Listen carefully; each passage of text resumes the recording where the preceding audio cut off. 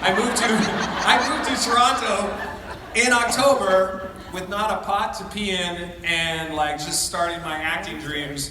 And I moved to Toronto, and that's where I started my career. And so I was walking down Queen Street last night, remembering where I did comedy at the Rivoli. I just studied at Second City. And so this town is the whole reason I'm on Supernatural 25 years ago, and I've come full circle. And so I'm going to do some very special Canadian cosplay tomorrow for photo ops. I know what he's wearing. So if any of you are on the fence, this is going to be a one-off only very Canadian photo op tomorrow. And I'm going to be very Irish. Yes. So we'll do a kind of a very transatlantic meld of Celtic and Canadian stuff. Anyone who's not from Canada, I don't know if you're getting to know the culture at all, but when you turn 18, every Canadian has to spend 2 years in the Royal Canadian Mounted Police by conscription. So I thought I would dust off my old Mountie uniform, so I'm going to be wearing that tomorrow for everyone. You look great. Thank you. I'm going to wear something Irish. Mine's going to be cooler. So, and then like, and to your top of yours, I was here 2010, 2011 for a couple of years, working on a TV show called Being Erica. And I have to say it's back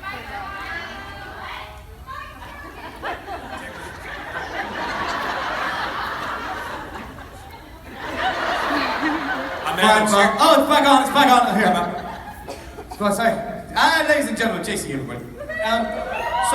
So I did Being Erica, but the great thing about it was, like, Torontonians are a very, a good example of Canadians. They set the standard for you very well when I first arrived, because I was here maybe 24 hours and I felt like I was part of the family. It was such a warm welcome from the production team and everything, and it was kind of like I was 30 at the time. Oh, it's coming. No, it's back. Can everyone hear me? It's Black Wall Day. Thank you. Right. Anyway, so I was here, and I was a bit nervous. Was being the lead on a new TV show, and I was kind of like worried I wouldn't get on with it.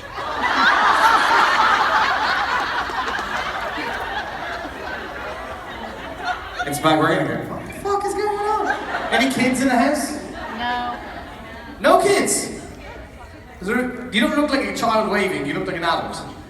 If you're a child, you can stand up. Oh, there's a kid. Hello, sir. Hello. You look rather old for a child.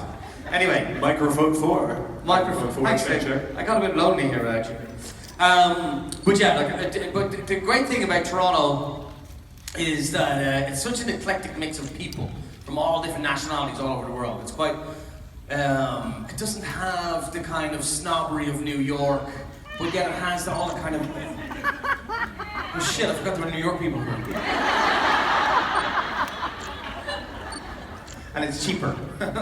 No, it's cool. I love being back in Toronto. I spent 2 really fabulous years here, and I'm just walking outside the hotel and walking around where I used to live. It's very nostalgic. It's cool. It's a lovely city. Thanks for having us. It's really special for both of us. Thank you. And to be doing this on a hit TV show that you all love is super extra special. Who watched the premiere last night? Does everyone know?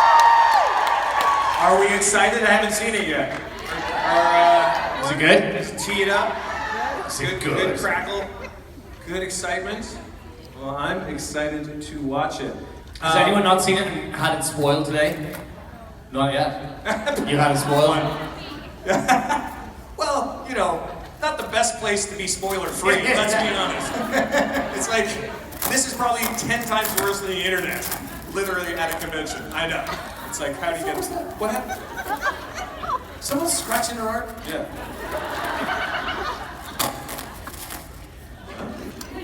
Maybe they're... Someone's scratching their arse in a mic. It's the zombie apocalypse. They've come for us. Shall we take some questions, Adam? Yes, please, Dave. Let's do it. Hello.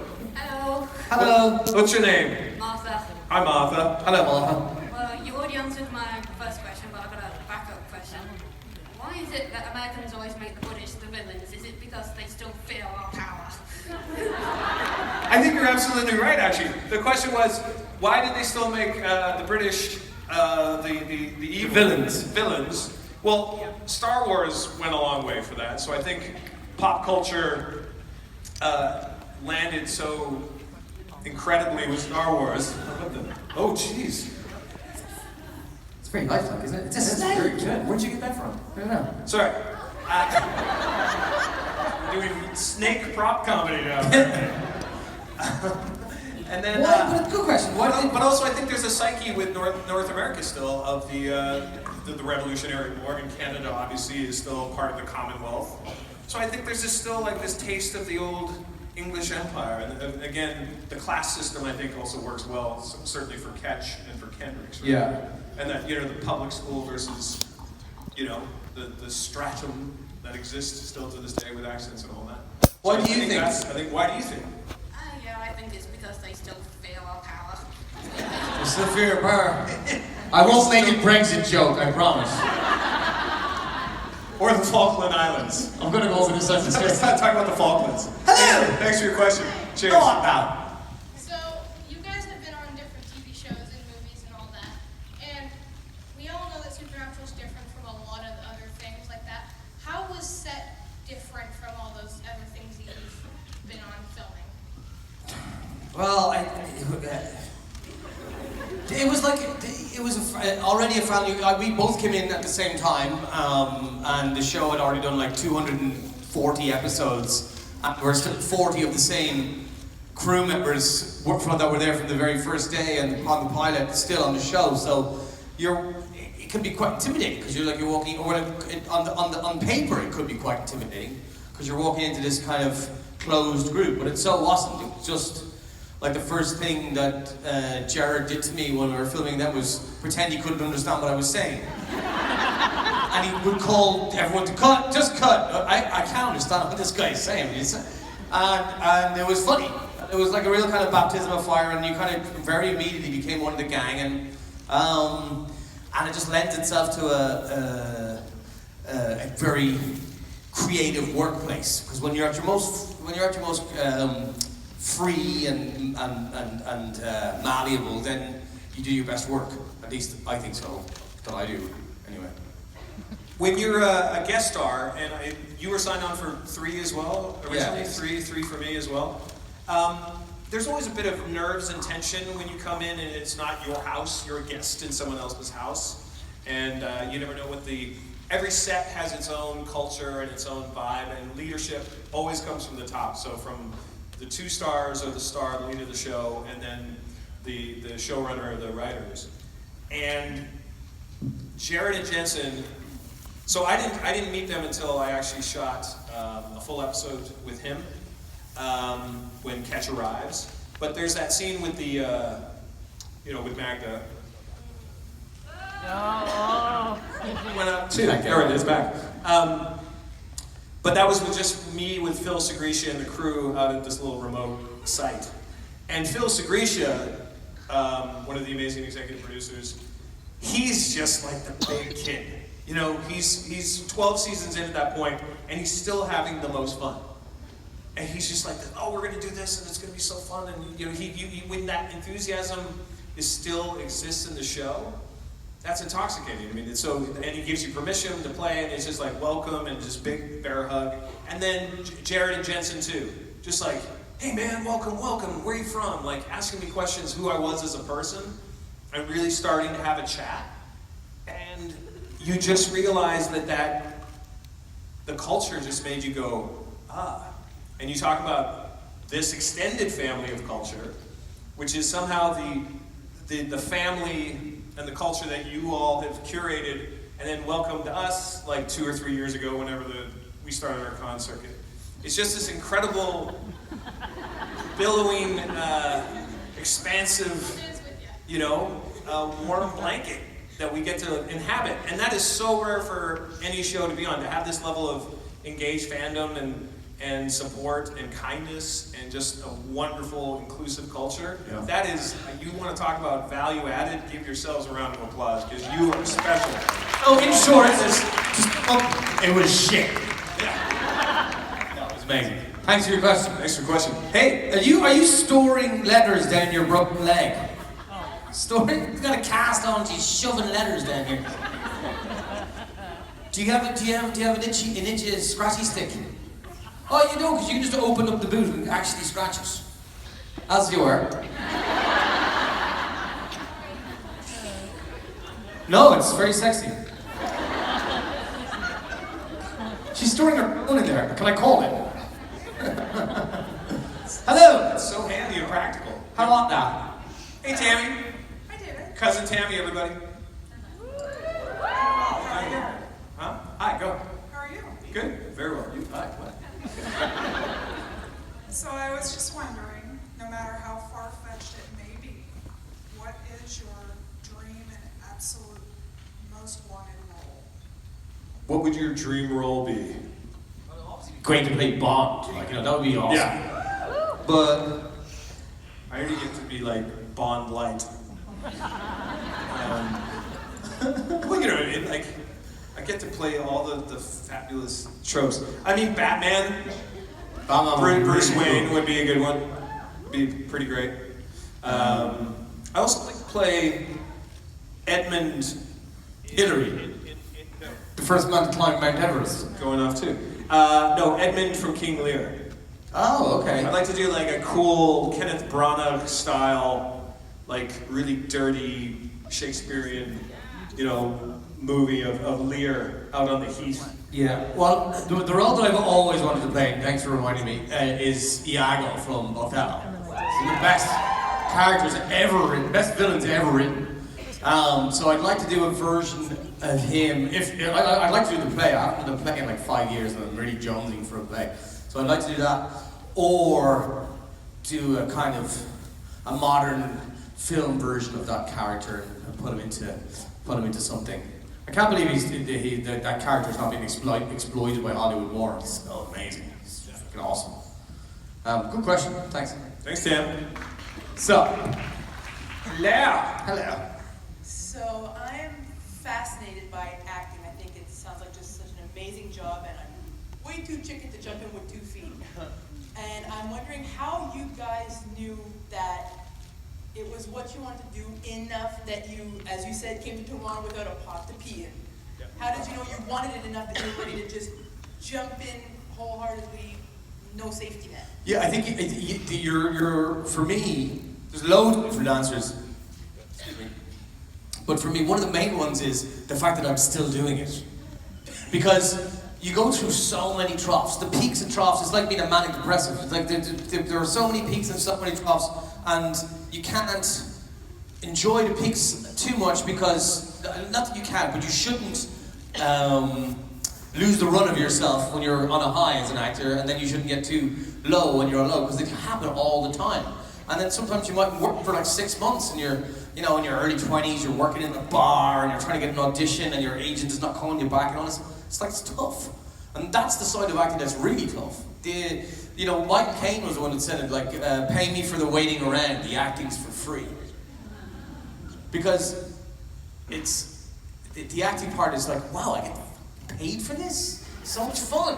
David Hayden Jones gets to play with a $500,000 car and a rocket launcher in his first day on Supernatural. And it's like, what? Sounds like a plan to me. So it's a great job. And The victory is.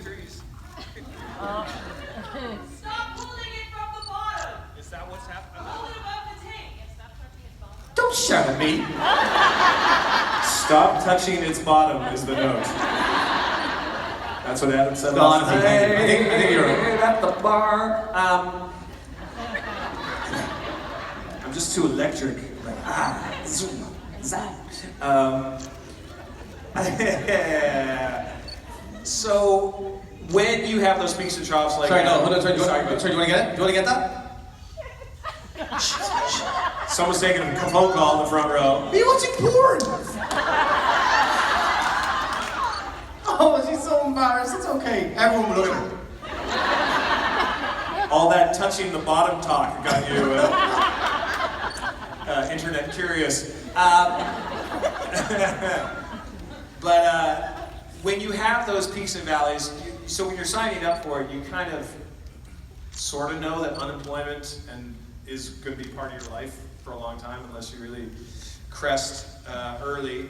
But also the thing is, and I think you'll agree, when you get to do it and you get invited and then you also get paid for it, there is no more delicious feeling in the world when you're on set with great people and making the thing happen, or a play that is communicating with boards. And so it's like, Dana Carvey said this once, it's a really emotionally abusive business, so you got to find ways to keep yourself healthy and stable through those, sort of keep it like this versus and you can see people kind of go off the rails. I didn't touch anything. But there is that innate sensibility of being around the campfire and telling a story, and I always had that kind of thing. And so that's just basically the expanded version of storytelling and magic tricks that we do as a collective to make this. I mean, and that's the thing too, when you love this show the way you love the show, so many pieces and creators and craftspeople put every little inch and little bit of the story all together to make this beautiful magic trick.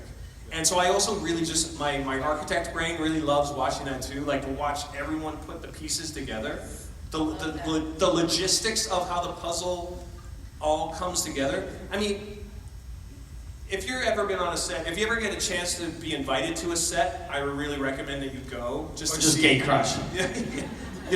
Or just to see what the pace is and what you think it is when you're there. But it's also really fun to just see how the sausage is made, Like, it's to me,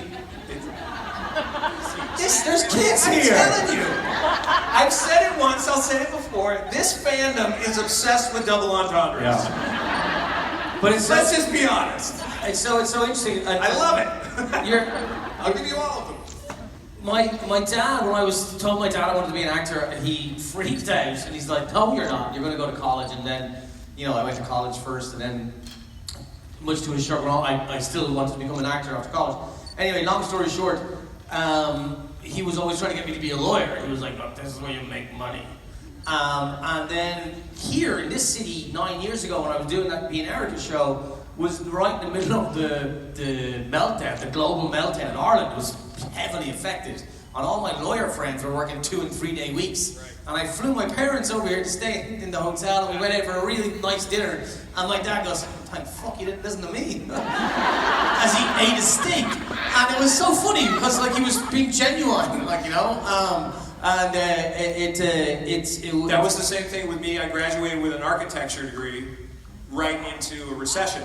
And one of the first things that happens with housing and building is the architects just go, "Oh, we don't need you. We're not building, and also we don't need your art. We don't need your art in our building. It's a little dry, man." So I was like I had been a park ranger for the summer doing shows out in the woods. And my buddy Adam was he was from Toronto. Ding, ding, ding, ding, ding, ding. And he was like, "Let's do comedy in the clubs." And I was like, "Okay, let's do funny voices and wear funny costumes." And so I'm going to bring all of that to fruition tomorrow. Full circle. Awesome. So here we go. Hi. And by the way, just do it. Not like Nike, just do it. Honestly, get up there and just go to an Amdram class and get up and do it. It's good fun. Sorry. Hi. Hello. I just wanted to know what the funniest joke you guys know is by heart. What the funniest joke we know by heart? Yes, The to funniest- you. Funny okay. to you. Okay, so John and Mary are a couple from Ireland, right? And you've heard this? And Mary's completely deaf in her right ear, right? She's completely deaf. And John, he's a little Irishman. And they've never been on a plane before in their lives, but their daughter lives in New York. So they get on the plane in Shannon, and Mary sits in by the window like this, and John sits in the middle, and this big American, Tom Connor, comes up and sits in the outside. "How you doing? I'm Tom Connor." "Well, hello, I'm John, and this is my wife Mary." "What did he say, love?" He just asked us our names, love. John and Mary, nice to meet you guys. Where are you guys from? We're from a small town in our county in Ireland called Tipperary. What did he say, love? He just asked us where we were from, love. Tipperary, huh? You know what? I've been to Tipperary. Well, where in Tipperary are you guys from? Well, we're from a small town called Cahir in Tipperary. What did he say, love? He just asked us where we were from in Tipperary, love. Cahir, huh? You know what? I've been to Cahir. In fact, I had the worst ride of my life in Cahir about 40 years ago. What did he say, love? He said he thinks he fucking knows you.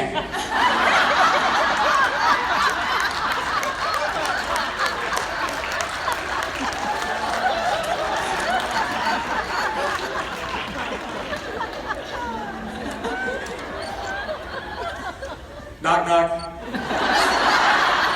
Who's there? Adam. Adam who? Adam's funnier than I am. Move on. Thank you. You can't follow that. I was gonna do my the snail joke where he gets beat up, and then 2 years later, someone gets a knock at the door, and then the snail's like, "What was that about?" That was I just got it. Yeah, I mean, you have to tell it as a Shaggy Dog story, kind of like that was the Cliff's Notes or Cole's One Notes. more. I got one more. Cole's Notes. This old guy is an old. It's quite similar actually. The old 70-year-old Irish guy. He's kicking the sand and he's walking down, kicking the sand on the side of the thing, and he's like, next thing he kicks this lantern and a genie pops out. He's like, oh, fuck, I've been in there for 5,000 years. You get one wish. And the man goes, oh Jesus. Well, look, I hate boats. I hate those boats. I can't get on the water. I hate aeroplanes. Well, my brother lives in New York, and I have never seen him. He's been there for 60 years. I haven't seen him since I was a young fella. Can you build me a bridge that goes from here, the west of Ireland, over to New York? The genie looks at me. He's like, what? A bridge? Take something else. That's ridiculous. He goes, oh, well, hold on.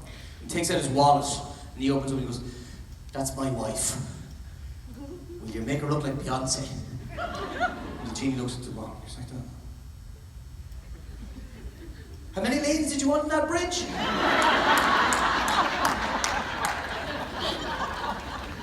Anyway, moving swiftly along. Hello! How do I follow up with a question after that? Okay.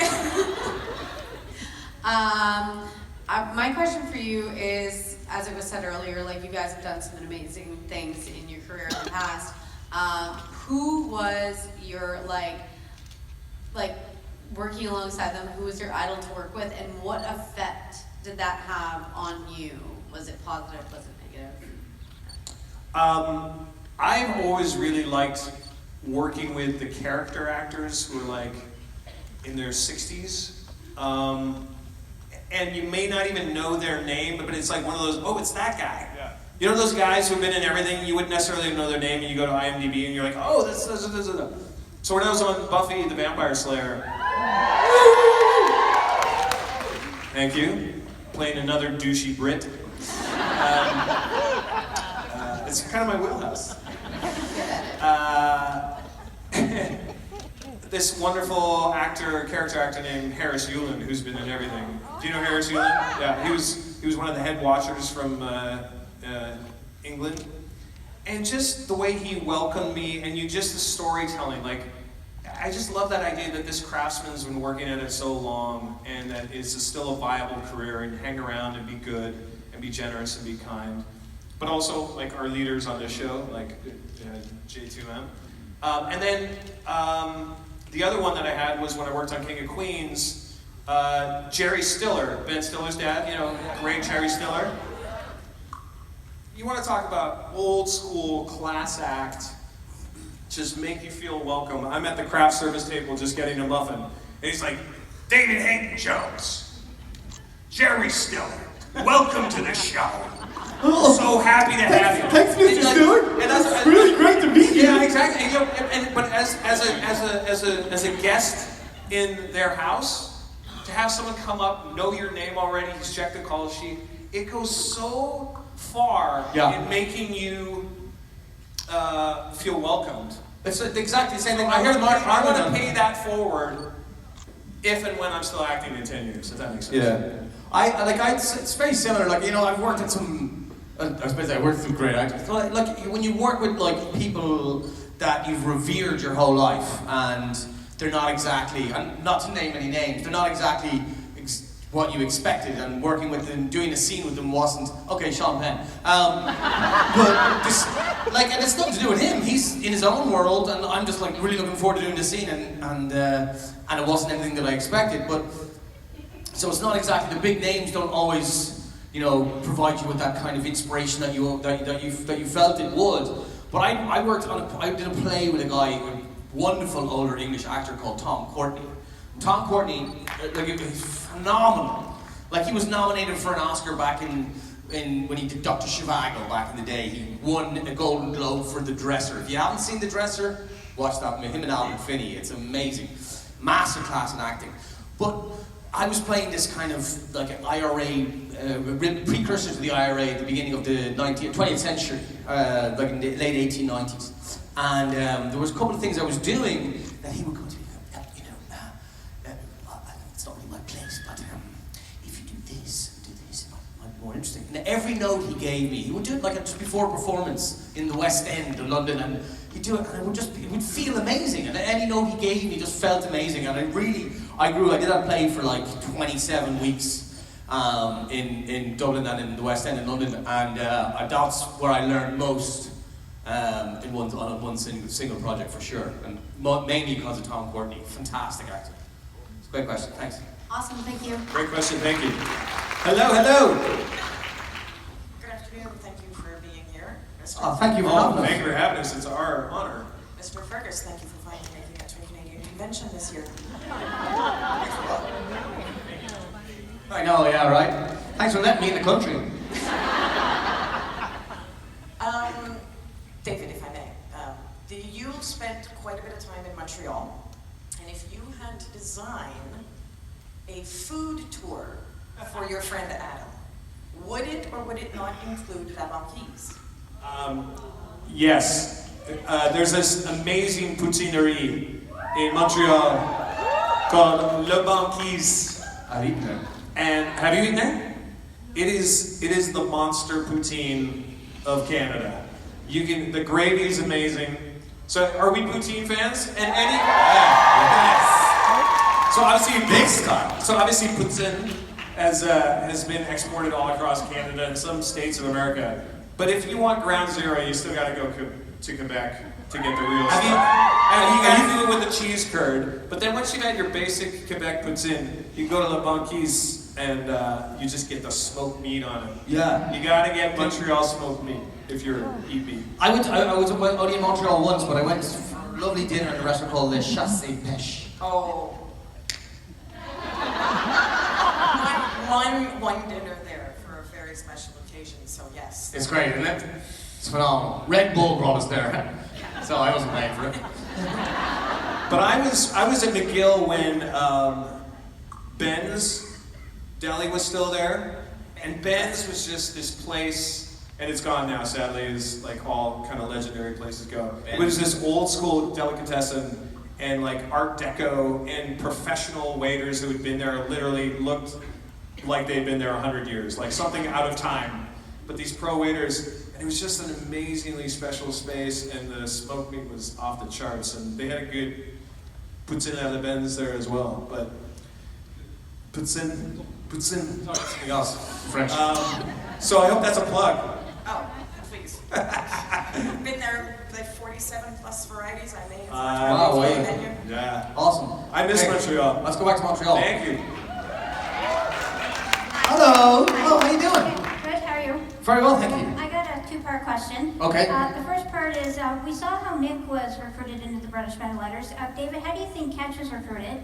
And if Mick Davies and Ketch were at Kendrick's at the same time, and they had to fight each other, who would win? Well, I think that one's obvious. I think we have evidence who won. It stings a bit. I've been working out. It's burning. Oh yeah, you're coming back from hell, baby. You're gonna get me. Nah, it's a joke. I know how Ketch was recruited, actually, and it's a sad story because we had the benefit of doing the dialogue over the British invasion with Eugenie Roslami, and she told me some of the backstory of Ketch, and this is actually canon in her mind, the writer's mind. Ketch was a troubled young youth in a very aristocratic family, posh England.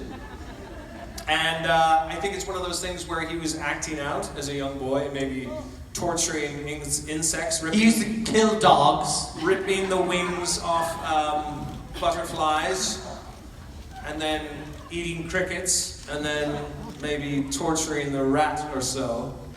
And instead of giving him therapy and a hug, they, in a very aristocratic British way, stiff upper lip, pip, pip, and all that. Off you go! Off you go! Twiddle pip! Let the boarding school handle you. They really did a lot of research into the boarding schools. Yeah. Which one we go? Eton? Yeah, exactly. Kendricks, this one sounds interesting. That's run by a mad woman. And they said, why don't you harness this violent streak and train him? And they just basically gave him over to a boarding school when he was about 6. So that's why Ketch is the sad little man you see. Yep. Agreed. And then, this is headcanon, but I like it. I like the idea that Alexander, his twin, was real, and that's who Ketch actually killed at Kendrick's. What? That's terrible. So, no, but imagine the psychic load that is. You're actually killing you. So, but then they would have sent both of you to school there. Your twin and you. That's right. So your twin was probably another nuts. Yeah, nuts. Yeah. And yeah, I think Ketch. Now, in real life, Adam would totally, he's like an Irish rugby fighting Irish guy. He would totally get mad. I'm not violent at all. But Ketch would handle him in the world, I believe. Hello, sir. Hello. My question is for David. You can both answer if you want. Oh, I'm going to. I want you to answer as David. Okay. Oh, that answer. Well, make it all folksy. Back in the day, right? Oh, yeah. Aaron Rodgers or Patrick Mahomes? Oh. It's funny you asked What was the question? I missed it. The question was Aaron Rodgers or Patrick Mahomes. Oh. So that's a reference to this character I play on State Farm for. Has anyone seen his commercials? They are freaking hilarious. Thank you, man. Gabe Gabriel is my new fave. I want to play Gabe Gabriel when I grow up. That's a really hard question, and contractually, I'm obligated. I'll answer to for you. But honestly, they're both so exciting. But Patrick is like super exciting. But it's a funny question because I'm actually going to be doing a remote in character on NBC Sports for when the Packers play the Chiefs. And so he's going to watch that game. I'm going to be on NBC as Gabe, trying to answer that exact question. So you're ahead of the curve, bro. Who do you like? Aaron Rodgers, huge Packers fan. Oh, great! Yeah. Perfect. Go back Go. That was my team. So that was my family team growing up. So when I got the gig, you can imagine like the how excited the family was that I was going to get to work with them. Can I get tickets for the Super Bowl? Yeah, right. I think Mahomes is an unbelievable talent though. Like he's like 23 years of age and he's like all great quarterbacks of all time are all heralding him as a savage player, proper player.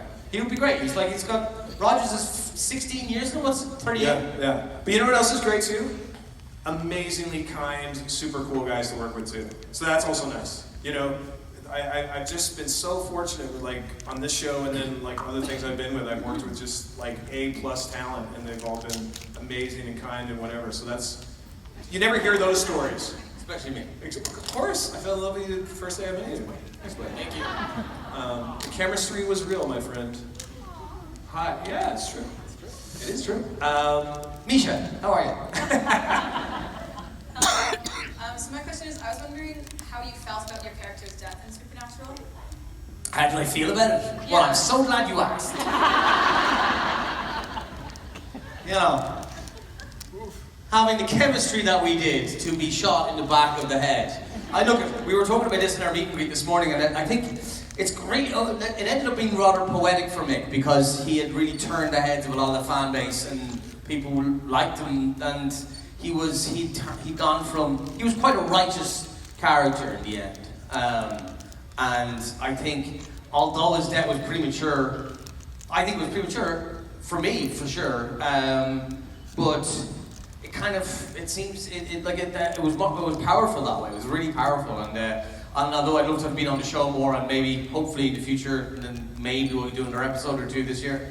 But there's no proof of that. That's my hope and dream. But like, yeah, it was a tough one, but I thought it was quite well done, even if it was at the hands of this prick. I own that. But it was, I remember specifically when I jumped to the end of that scene, and I texted Adam right away, and I was like, buddy, oh, I'm sorry, man. This is not going to be fun. And I just gave him one of these back. And he's like, I'm going to go read it right now. And the other thing, too, is you have to understand, and this ties into what we were talking earlier about the roller coaster ride of acting. So death is not death in Supernatural, to be fair. It's just a gateway to more levels of curiosity, potentially. But it's also, for death as an actor is unemployment. It really is. So there's that double-edged sort of like, you want to give this death meaning and balance and truth and all this stuff, but you're also like, I'm not coming back anymore. Just give me an idea what I should have done. I should have just been like, no, that didn't hurt. You didn't get me, you missed. No, what are you gonna do about it? I'm not dead. I wonder if that's ever happened. Bob Singer would be like, you're not working today. You're not working ever again. I wonder if an actor has ever done that, where they realize just like you like that, I go. Or they just don't show up for their death scene. You know what I mean? Like, they're just like, well, they can't kill me if I don't show up to play it. They're just like, sort of like, they talk about you falling in the elevator shaft like Joey and Friends. Yeah, that's right. Yeah. See, did that scene in Joey and Friends? They open, and he's like, the scene is obviously end when he's supposed to leave, and he just stays around. And he's talking to the dude. He's like, yeah, I'm gonna go now. It's quite funny. It's exactly what we're talking about, actually. It's hilarious. Yeah, death is never fun to read in a script for obvious reasons, but it's part of the job and it's part of drama. So unless you're playing death. Hey, there you go. Hello. Great question. Thank you. Hi. Hi. So my question is, if you could play any other character excluding Sam and Dean on Supernatural, who would you play and why? I would love to play Crowley.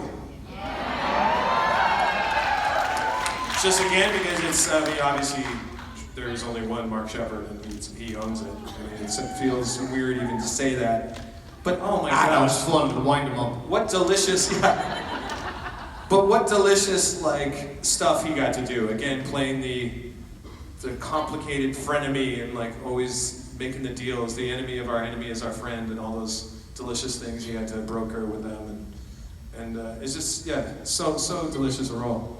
I've always said that I'd like to play Castiel, but I think I'm leaning towards Lucifer. I'd like to play the devil once in my life, but I'd like to be great. Man, we could switch roles. That'd be fun. Because then I get to kill you. All the things. I can't listen. What I said to Adam, I hope he comes back to the show and kills Ketch, because then I won't have Aunt Gladys being the martyr at all these panels going like, oh boy, you shot me in the back of the head. But are you not dead? No, you're not dead. Who knows? You're not allowed to say. I have no idea. Who? Ketch.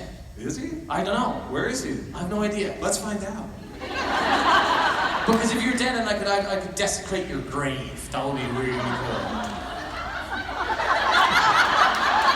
Did you say defecate? Defecate. This is gonna be desification. Squat. That's a new word. Desification. It's for you, Ketch. I can desecrate. You didn't need that. Yeah, I know you didn't need that. I don't know why I did. The hole that leads to hell is very deep. Desification. Brilliant. Woo. It's a great idea. Right. I know how to finish my email to Bob Singer. Here's something you've not done on Supernatural before. Just one word. Poop. Just a poop emoji. and catch. Anyway, hi, Rob. Hello. This question is for David. Oh, fuck off.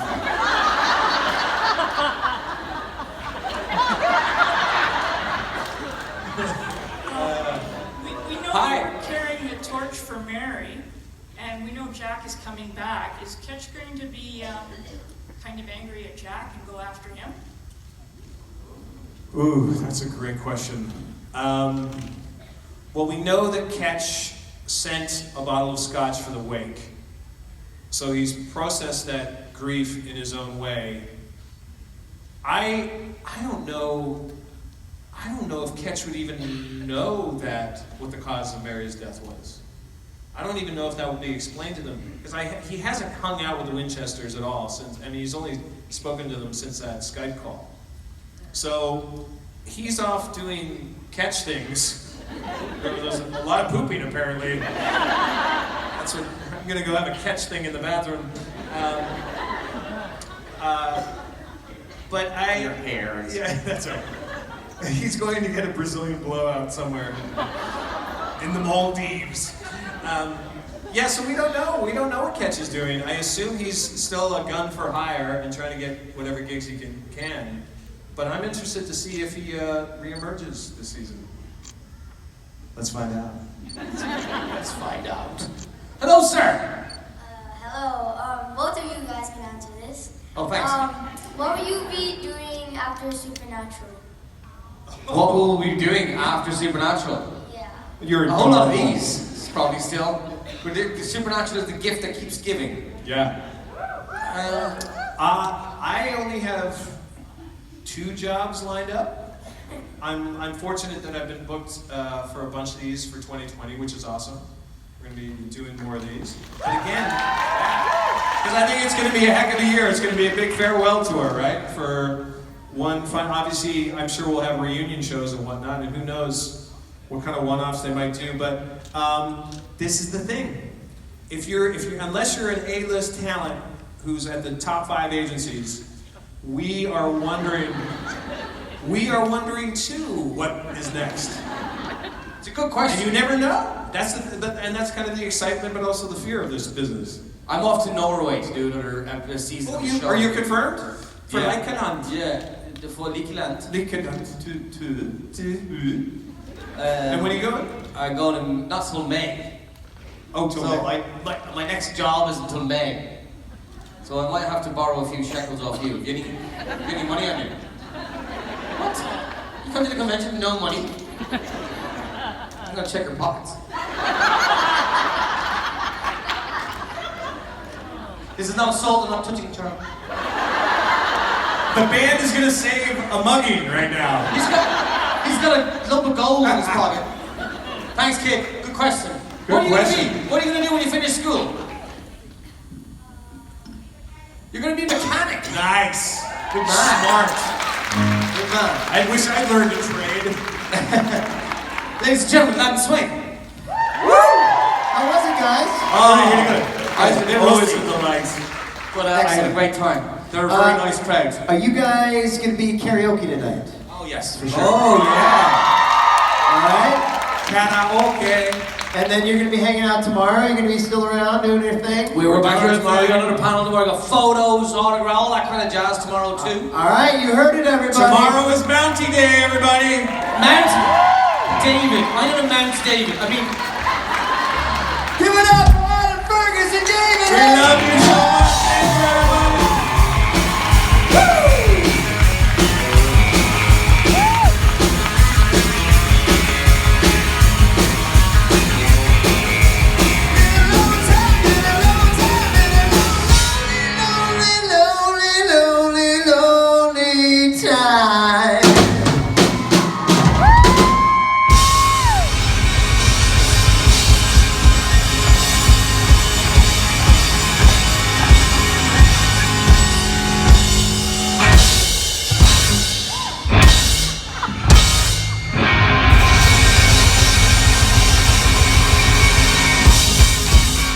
Thank you, everybody. Thank you so much.